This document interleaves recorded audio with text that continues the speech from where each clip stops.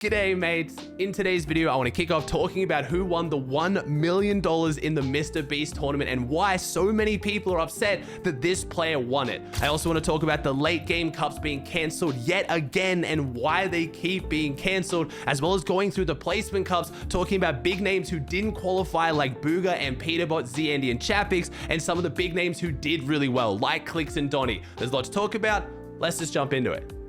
Let's talk about who walked away with the $1 million from Mr. Beast tournament. If you guys didn't know how it worked, it was really simple. It was like a creative Fall Guys kind of mini game tournament. It took about 20 minutes per turn. You had 3 hours to set your best time. Anyone could play, and first place gets $1 million. Now, a lot of people were looking forward to some unknown random person winning this, and oh my God, so crazy, Mr. Beast. It ended up being won by none other than Anas. And if you follow competitive Fortnite at all, you know who Anas is. He has about $500,000 in earned. He plays third in Grand Royale on EU, has been playing with Pink for ages, just one of the best players in EU. Recently won the no build Saudi land, just really phenomenal player, and he won it. And a lot of people have been quite upset by that. But I do need to point out for those people who are upset, Anas put a lot of time into this map. He's been practicing it day after day since it came out for like 8 hours. And I know some people are going to be upset by that, like, oh man, pros taking all the money from what should go to someone else. It's still a tournament. It's still $1 million.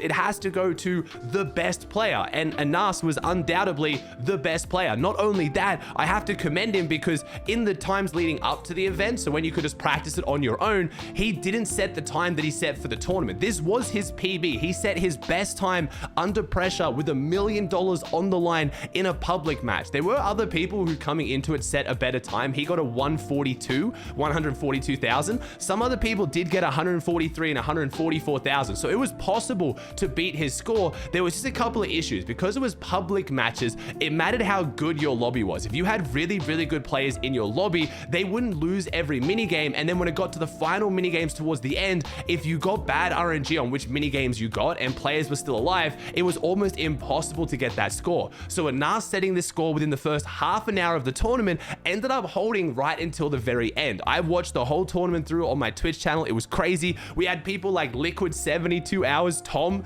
coming back for this. At one point he was in 5th, but as the tournament went on and a lot of the more casual players stopped playing the map and it was just left with really good players, you could see it was just becoming almost impossible to set that score. If you guys don't know anything about Anas though, honestly, if any pro is going to walk away with this money, I'm so happy it is Anas. He's such a humble, nice guy who, like I said, was working incredibly hard coming into this event, practicing. And I know what you're thinking, it's $1 million. Of course people are going to try hard, but most pros actually did it. Most pros were like, oh, only one person gets it and it's probably not going to me, I'm not going to practice. So Anas had the drive to put it into play to practice and actually saw himself winning. Very unfortunately, we do know who the second place player was. Apparently he is an ex-Fortnite mobile pro who's made multiple grand finals, and it's now coming down to whether he gets a taco or $10,000. I'm not kidding. That's what Mr. Beast has said. He made a tweet saying, what do we give second? And it's right now a poll between a taco and $10,000. And it's pretty much going backwards and forwards between the two. At this point, at the time of making this video, the taco is winning by about 1%. So second place might just get a taco instead of $1 million. A lot of people have been asking what's my opinion on the Mr. Beast tournament. Should have it been an actual battle royale tournament? Should have they given money to top 100 or top 1,000? I think it was perfect for what it was meant to be.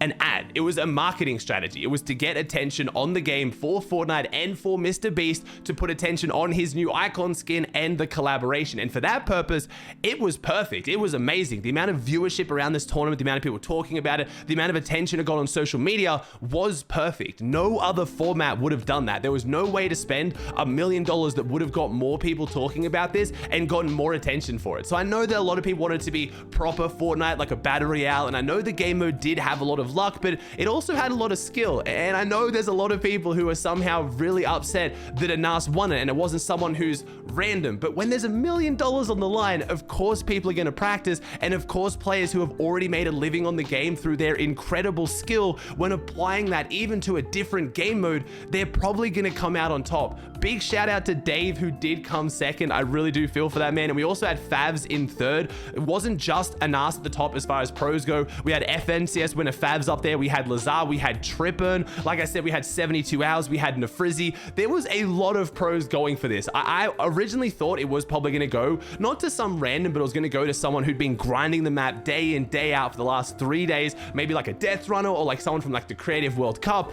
But turns out the pros are the ones who are just working harder, I guess.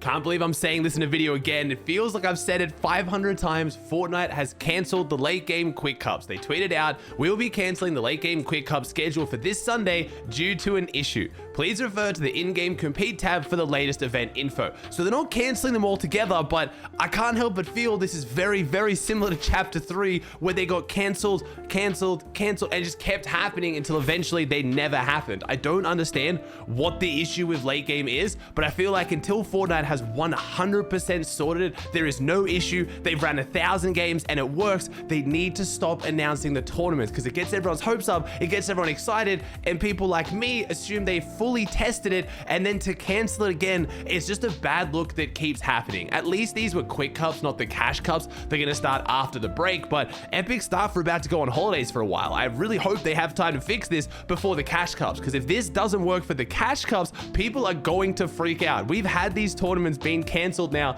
for I think about a year.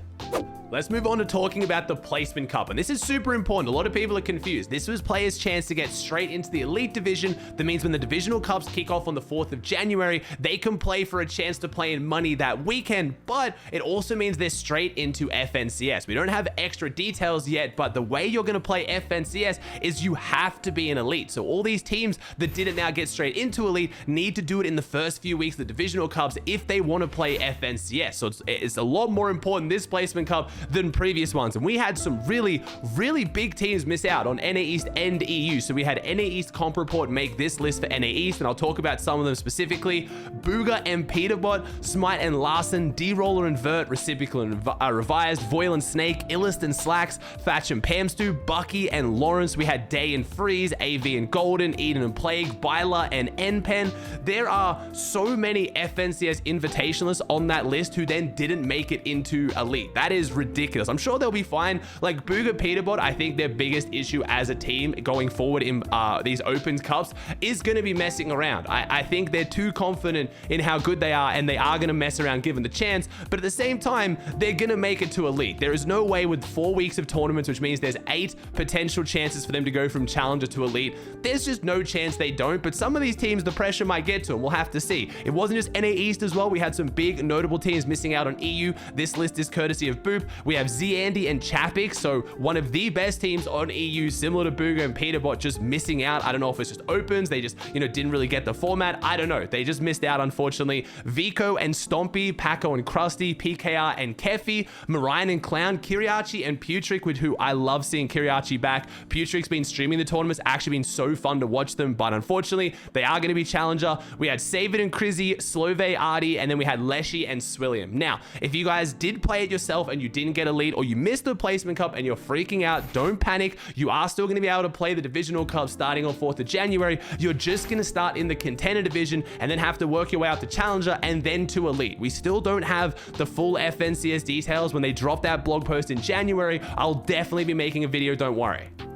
I did also want to shout out who did really well in the Placement Cup. As far as EU, we have our brand new team of Malabuka and Thomas HD coming 2nd in round 1 and 1st in round 2, which is super exciting for a brand new team. A lot of people questioning why Malabuka and Mustache split up. Well, Mustache and Tayson are doing really well, and Malabuka and Thomas are doing really well, so it looks like it did work. We had Seti Kami in 2nd, no surprise there. We have our invitational winners still on top. We have Boaz and Slowmo, Asa and Trexar. We had Dabul, we had Magic, Axforce, Drop and Savage getting top 10, 80 and Hardfine. We had Queasy and Vino just outside that. As far as NA East goes, we have our NA East boot camp. If you guys haven't been following, Jamper and Paper are currently living together, boot camping at Paper's house. It is quite adorable, it's quite wholesome, and it looks like it's leading to really good results. We have Threats and Macwood in 2nd, Eomzo and Rise, Dukes and Acorn, Trentman and Quackle. We had Mini, we had Clicks and Donnie in 7th. A great new showing for a brand new team that has a lot of expectations on them. Clicks and and Donnie have been playing really well in scrims, and as most people knew, they were going to be playing really, really well in opens as well. They are, if anything, going to be an opens team. We'll have to see how they go in stack set lobbies, but as far as scrims go, they've been doing really well. We have Ozone's team, Trashy, Shadow, so a lot of really, really good performances on both NA East and EU, and this was our first time seeing proper opens lobbies in tournaments, not just scrims, and a lot of these teams are doing phenomenally in both, kicking off Chapter 4 in a really, really good spot. All right, guys, that does it for another video. I hope you enjoyed. If you did, please chuck a like on it, subscribe to the channel if you haven't, and I'll see you in the next one.